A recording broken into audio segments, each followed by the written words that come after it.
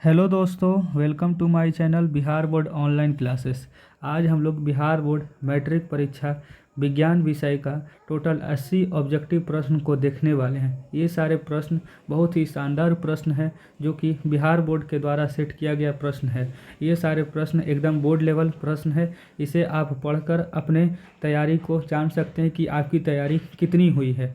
आज से हम लोग देखने वाले हैं ऑब्जेक्टिव प्रश्न, फिर हम लोग सब्जेक्टिव प्रश्न भी देखेंगे। हर विषय का ऑब्जेक्टिव और सब्जेक्टिव प्रश्न देखेंगे आज से एग्ज़ाम तक, जो आपके एग्ज़ाम की तैयारी को और अच्छा बनाएगा। ये सारे प्रश्न क्वेश्चन बैंक से लिया गया है और ये सब प्रश्न से रिपीट होने का चांस बहुत ही ज़्यादा है, इसलिए आज से हम लोग शुरू कर रहे हैं।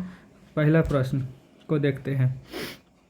फोकस दूरी 10 सेंटीमीटर के अवतल दर्पण द्वारा उत्पन्न आवर्धन धनात्मक होगा यदि वस्तु दूरी का मान है। तो इसका आंसर हो जाएगा ऑप्शन सी। देखिए, आप लोग देखते जाएं, अपना अपना जवाब लगाते जाएं, टिक लगाते जाएं कि आपका कितना सही होता है। और जो प्रश्न आपसे गलती हो रहा है उसे आप कृपया करके अपने कॉपी में नोट डाउन करते जाएंगे। ये आंसर गलत लगा हुआ है, जो आंसर आपको बताया जा रहा है आप कृपया करके उसे याद करें। Option C. फोकस से ध्रुव की ओर आने वाले अवतल दर्पण में आवर्धन का मान क्या होता है। तो इसका आंसर होगा ऑप्शन ए, इंक्रीज होता है, बढ़ता है। ठीक है। तीसरा, जल विद्युत संयंत्र किस ऊर्जा को विद्युत ऊर्जा में रूपांतरित करता है। तो इसका उत्तर हो जाएगा स्थितिज ऊर्जा, मतलब पोटेंशियल एनर्जी। ठीक है। चौथा प्रश्न, तांबे की तार की एक आयताकार कुंडली किसी चुंबकीय क्षेत्र में घूर्णी गति कर रही है। इस कुंडली में प्रेरित विद्युत धारा की दिशा में कितने परिभ्रमण के पश्चात परिवर्तन होता है। तो इसका आंसर हो जाएगा आपका आधा, बी ऑप्शन हो जाएगा। चलिए नेक्स्ट देखते हैं हम लोग।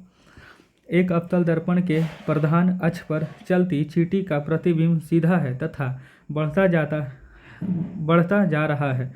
चींटी की गति की दिशा क्या होगी। तो इसका आंसर हो जाएगा आपका ऑप्शन बी, फोकस से ध्रुव की ओर। आप लोग जानते हैं कि कनकेव मिरर में क्या होता है कि जैसे जैसे ऑब्जेक्ट को हम लोग पोल से फोकस से पोल की ओर बढ़ाते हैं, मतलब कि कनकेव मिरर होता है।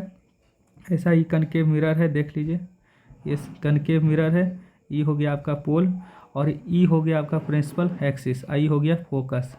तो यहाँ पर ऑब्जेक्ट रहता है तो रियल वर्चुअल इरेक्ट बनता है, इरेक्ट और बिगर साइज भी बनता है। ठीक है, जिसका मैग्नीफिकेशन जो होता है एक से अधिक रहता है। ठीक है। तो अगर जैसे जैसे फोकस से पोल की ओर हम लोग ऑब्जेक्ट को बढ़ाएंगे तो ऑब्जेक्ट का जो साइज होगा इमेज का वो बढ़ते जाएगा, इसलिए इसका आंसर ऑप्शन बी होगा। ठीक है। चलिए नेक्स्ट क्वेश्चन देखते हैं। आँख की लेंस की वक्रता त्रिज्या को नियंत्रित करती है। तो इसका आंसर हो जाएगा ऑप्शन डी, सिलियरली मसल करती है। यह आपको ह्यूमन आई वाले चैप्टर में पढ़ने को होगा, एनसीईआरटी वाले में। उसके बाद, कुछ बादलों का रंग उजला क्यों होता है। तो प्रकीर्णन के द्वारा होता है, ड्यू टू स्कैटरिंग। फिर उसके बाद कहता है प्रतिरोध का एसआई मात्रक क्या होता है। तो ओम होता है। ठीक है।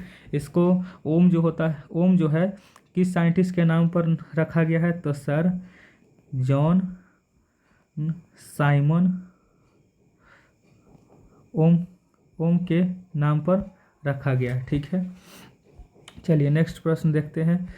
Depletion of ozone layer is due to. तो सीएफसी का फुल फॉर्म क्या होता है, क्लोरोफ्लोरोकार्बन। देखिए, ओजोन लेयर क्या होता है ना कि एक ओजोन लेयर जो है स्ट्रेटोस्फेयर के लेयर में मौजूद रहता है, जिसमें क्या होता है कि जब सूरज से जो किरणें निकलती है उसमें अल्ट्रावायलेट रेडिएशन रहता है, जिससे हमारे स्किन पर पड़ने से स्किन कैंसर हो जाता है, फसल बर्बाद हो जाता है। इसलिए क्या होता है कि स्ट्रेटोस्फेयर में ओजोन लेयर मौजूद रहता है जो अल्ट्रावायलेट रेडिएशन को ट्रैप कर रहता है, मतलब रोक लेता है, जिससे क्या होता है कि हम लोग को स्किन कैंसर नहीं होगा और हमारा क्या होता है कि फसल बर्बाद नहीं होता है। दूसरी बात, जो मार्बल का मोनूमेंट बना रहते हैं वो सब खराब नहीं होता है।